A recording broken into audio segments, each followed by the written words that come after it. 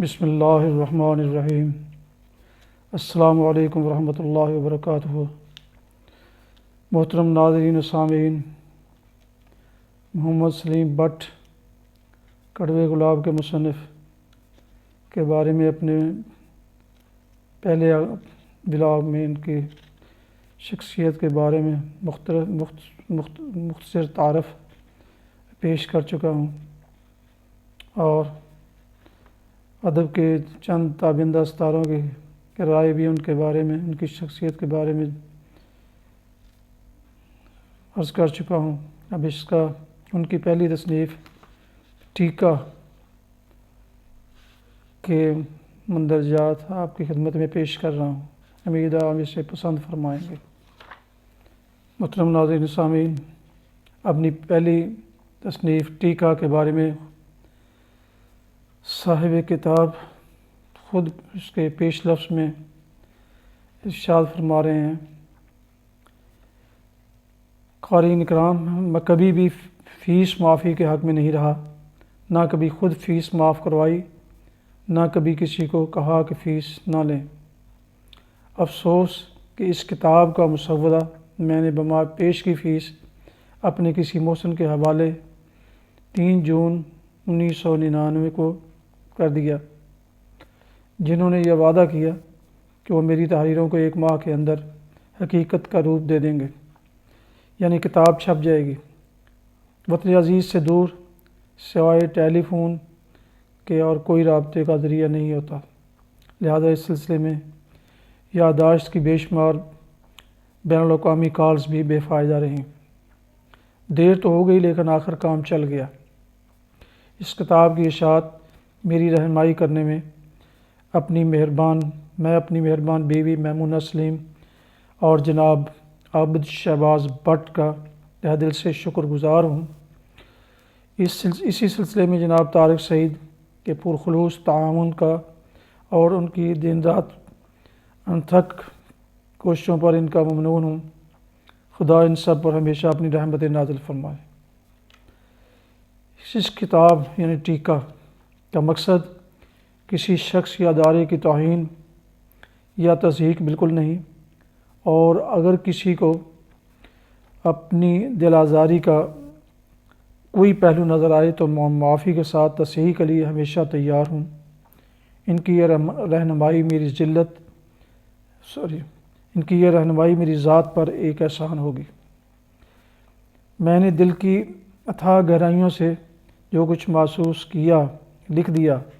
بعض دفعہ جذبات عقل پر حاوی ہو جاتے ہیں، اور اگر کسی جگہ کہیں کتاب میں ایسا ہوا ہو تو میں اس میں نیت کا فطور بالکل نہیں، بلکہ پاکستان اور پاکستانی قوم سے عقیدت اور اندھے لگاؤ کی وجہ سے اور ہم سب کی درستگی کی خواہش کار فرما ہے۔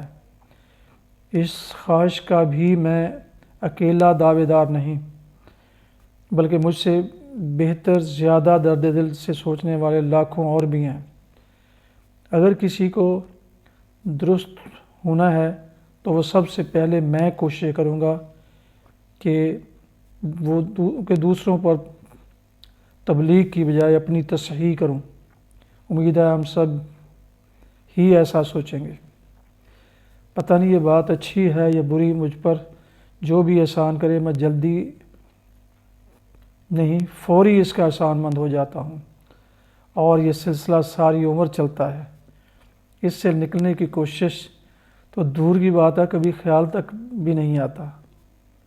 کتاب ھذا یعنی ٹیکہ کی اصلاح اور مفید مشوروں سے نوازنے پر جناب بشریٰ رحمان صاحبہ، جناب اشفاق احمد صاحب، جناب عطاء القاسمی صاحب، جناب حسن رضوی صاحب، جناب امجد اسلام امجد صاحب اور مایہ ناز کارٹونسٹ جاوید اقبال کا ممنون ہوں۔ دعاؤں کا طالب Muhammad Salim Butt, 61 Abdullah Kahar street, Knox road, Tashkent, Uzbekistan. کتاب ٹیکہ کا انتصاب سلیم بٹ صاحب نے اپنے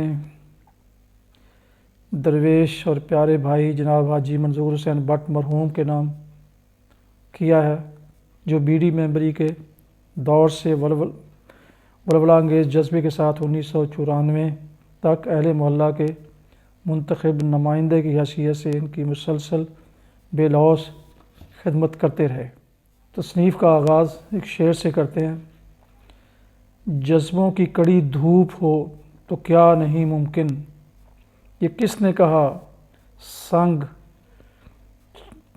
پگھلتا ہی نہیں ہے۔ شعر آفاق ڈرامہ نویس جناب اشفاق احمد صاحب محمد سلیم بٹ صاحب کی اس تصنیف ٹیکہ کے بارے میں یوں اپنی رائے کا اظہار کرتے ہیں۔ محمد سلیم بٹ کے حالات زندگی سے ظاہر ہوتا ہے کہ انہوں نے اپنی زندگی بڑی محنت اور دیانتداری سے بسر کی ہے، اور تعلیم کے ساتھ ساتھ انہوں نے کھیل کے میدان میں بھی بڑا نام کمایا ہے۔ عام طور پر ایسے نوجوان سے یہ توقع نہیں کی جاتی کہ وہ غور و فکر کے بکھیڑوں میں پڑے گا اور معاشرتی اقدار کی پاسداری کے لیے اپنے گروہ انسانی کے لیے عمل کی راہیں بھی تلاش کر کے رہے گا۔ لیکن سلیم بٹ کی اس کتاب کو دیکھ کر حیرت ہوتی ہے کہ اگر دن بھر وہ اپنے کام میں جتے رہتے ہیں تو ان کی راتیں سوچ کی سلیب پر جھولتے ہوئے گزری ہیں۔ سلیم نے اپنی اب تک کی سوچوں کو اس کتاب میں یکجا کر دیا ہے اور مختلف مسائل پر بے تکلفانہ گفتگو کرتے ہوئے قاری کو اپنی سوچ میں حصہ بنانے کے لیے نئے راستے دیے ہیں۔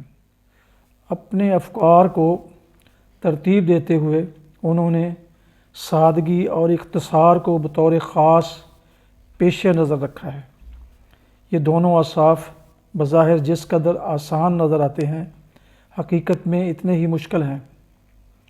جن لوگوں نے اسے آسان جانا، ان کی تحریر بہت جلد اپنا اثر کھو دیتی ہے، جبکہ محنت سے یہ راہ اختیار کرنے والوں کی نظر دلوں کی سخت زمین کو کھودتی چلی جاتی ہے اور انہیں ایک معین وقت پر سیراب کر دیتی ہے۔ پھر قلمکار کی سوچ اس میں پھیلنے پھولنے لگتی ہے۔ سلیم بٹ کا شمار آخر ذکر قسم کے لکھنے والوں میں ہوگا جو اس دور میں عجوبہ سے کم نہیں۔ امید کرتا ہوں کہ سلیم بٹ اپنے باقی ماندہ افکار کو بھی نظر قارئین کریں گے کہ یہ قارئین کی امانت ہے، اور ایک نہ ایک دن سلیم کو یہ امانت پوری کی پوری لوٹانی ہے۔ جناب عطاء القاسمی اس تصنیف کے بارے میں یوں رقم تراز ہیں۔ جس طرح زندگی کے ہر شعبے میں نئے خون کی ضرورت ہوتی ہے، میرے نزدیک بالکل اسی طرح ادب کے شعبے کو بھی نیا خون درکار ہے۔ پرانے لکھنے والوں نے اپنے ابتدائی ایام میں جب ان پر ادیب ہونے کا ٹھپا نہیں لگا تھا، یا یوں کہہ لیں کہ وہ سکہ بند ادیب نہیں تھے، جو کچھ لکھا اس میں تازگی اور بے ساختہ پن کا عنصر بہت نمایاں تھا۔ اس کے بعد ان کی کرافٹنگ اعلیٰ سے اعلیٰ تر ہوتی چلی گئی، لیکن تجربے کی تازگی، تنوع اور بے ساختہ پن میں قدر کمی واقع ہو گئی۔ اگرچہ یہ کوئی اصول نہیں ہے جو ہر سینئر ادیب پر لاگو کیا جا سکے، لیکن عمومی طور پر ایسا ہی ہوتا ہے۔ سلیم بٹ ایک غیر ادیب شخص ہے، چنانچہ جب میں نے اس کی پہلی کتاب ٹیکہ کا مسودہ پڑھنا شروع کیا تو مجھے تقریباً یقین تھا کہ یہ شخص اپنے اسلوب یا نفس مضمون کے حوالے سے ان دنوں لکھی جانے والی تحریروں سے قدرے الگ راستہ تراشے گا، اور سلیم بٹ کی زیر نظر تحریر میری اس امید پر پوری اتری ہے۔ ٹیکہ کو ناول، افسانہ، طنز و مزاح، حکمت، آپ بیتی یا جگ بیتی میں سے کوئی ایک نام نہیں دیا جا سکتا، بلکہ یہ عام درد مند پاکستانی کی تحریر ہے، جس میں یہ ساری اصناف مختلف مقامات پر اپنی جھلک دکھاتی ہیں اور پڑھنے والے کو کچھ سوچنے پر مجبور کرتی ہیں۔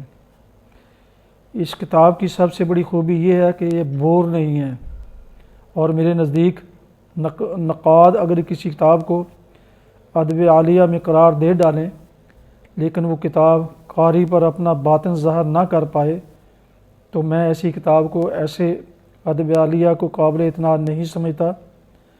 خوبی یہ ہے کہ ٹیکہ کی بنیاد شمع معمہ نہیں ہے جسے حل کرنے کے لیے سر جوڑ کر بیٹھنا پڑے، بلکہ یہ ایک سمجھ میں آنے والی اور کچھ سمجھانے والی کتاب ہے۔ میں سلیم بٹ کو ان کی اس پہلی کامیاب کاوش پر تہ دل سے مبارکباد پیش کرتا ہوں۔ مشہور ادیب، مصنف اور شاعر جناب امجد اسلام امجد سلیم بٹ صاحب کی اس کتاب ٹیکہ کے بارے میں اپنی رائے کا ان الفاظ میں اظہار فرماتے ہیں۔ جس سلیم بٹ سے میرا تعارف آج سے کم و بیش 40 برس قبل اسلامیہ کالج میں ہوا تھا، وہ یقیناً بے شمار صلاحیتوں کا مالک تھا، جن میں سے کئی ایک کا عملی اور اعلیٰ اظہار اس نے آگے چل کر کیا بھی ہے، مگر اس کے بارے میں یہ بات وہ غالباً خود بھی نہیں کہہ سکتا تھا کہ ایک دن وہ ایک باقاعدہ کتاب کا مصنف ہوگا، لیکن ایسا ہو چکا ہے۔ خود اس کا ثبوت یہ کتاب ہے جس کا آپ اس وقت مطالعہ کر رہے ہیں۔ ٹیکہ اپنے نام اور سلیم بٹ کے مزاج کی طرح ایک عوامی کتاب ہے۔ یہ ایک عام لیکن سوچنے والے انسان کے وہ محسوسات اور تاثرات ہیں جو کبھی رد عمل کی صورت میں اور کبھی ایک خواہش کے روپ میں سامنے آئے ہیں۔ وہ عام بول چال کی زبان میں لگی لپٹی رکھے بغیر اپنے خیالات کا اظہار کرتا ہے، مگر اس کی تنقید میں ایک ایسی درد مندی ہے جو جھنجھلاہٹ اور غصے کے ساتھ اپنے اندر ایک طنز کی کیفیت بھی رکھتی ہے۔ یہ نثر پارے کسی باضابطہ صنف کا حصہ نہ ہونے کے باوجود بہت سی اصناف کی خوشبو لیے ہوئے ہیں، لیکن اس کتاب کی سب سے بڑی خوبی یہ ہے کہ اس کے مصنف نے ادیب ہونے کا دعویٰ نہ کرنے کے باوجود اعلیٰ ادب کے بہت سے تقاضے بڑی خوبصورتی اور مہارت سے نبھائے ہیں، اور قاری سے اس انداز میں کلام کیا ہے جیسے وہ اس سے براہ راست گفتگو کر رہا ہو۔ الفاظ کے چناؤ اور زبان کی تراش خراش اور سجاوٹ کے فن میں بھی اس نے ترسیل معانی کو زیادہ اہمیت دی ہے، اور یوں حالی کے اس شعر کی پیروی کی ہے: اے شعر دل فریب نہ ہو تو غم نہیں، اے شعر دل فریب نہ ہو تو غم نہیں، پر حیف تجھ پہ ہے جو نہ ہو دل گداز تو۔ میں برادر سلیم بٹ کو ادیب برادری میں شمولیت پر مبارکباد دیتا ہوں اور امید کرتا ہوں کہ وہ اپنے اس نئے شوق میں بھی اسی طرح نام پیدا کرے گا جیسا اس نے سپورٹس اور بینکاری کے میدانوں میں کیا ہے۔ مشہور کارٹونسٹ جناب جاوید اقبال اپنی رائے کا اظہار ان الفاظ میں کرتے ہیں: سلیم بٹ صاحب بٹ ہونے کے باوجود سمارٹ ہیں، اور ان کی کمر آج بھی اتنی ہے جتنی 30 سال پہلے تھی۔ پہلے ان کی شناخت سائیکل چلانے کی وجہ سے تھی، کتاب شائع ہونے کے بعد دماغ چلانے کی بھی ہو جائے گی۔ آدمی جب 50 برس کا ہو جاتا ہے تو گتھیاں سلجھنا شروع ہو جاتی ہیں اور نت نئے خیالات کی بھرمار ہو جاتی ہے۔